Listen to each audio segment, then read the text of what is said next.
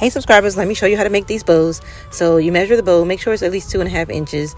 Then you want to loop them and make sure that your loops are even, folded in half, check it, make sure. Then you start twisting and looping, twisting and looping. So you loop and just make sure that you have enough buckles to create the entire bow.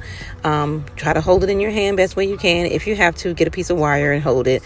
But I'm so used to doing it, I can just hold it with my hand. So I try to do anywhere from 5 to 6 loops on each side, which will make 10 to 12 loops to create the entire bow.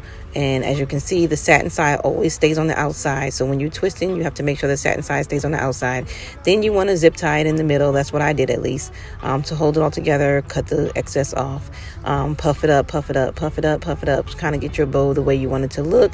Obviously, there's going to be some mechanics in the middle because of the zip tie. So you want to make sure you cover that. So you go back in with a piece and you cover it, your zip tie, and you tack it up in there. And then you're going to cut it. You're going to twist it. You're going to cut it. You'll see that I'll do that in a second. And cut it off there. Now puff everything up. Puff it, puff it, puff it, puff it, puff it. Get it into the structure of the size that you want it to be. I like it kind of round, so I make sure all the loops are rounded and everything's puffed out. It looks really great. I didn't show you guys the tail part of it, but you'll see it in the finished product, which I did this for a funeral arrangement for my friend Lenore from Glamorous Events. That's the finished product, and this is how she used it.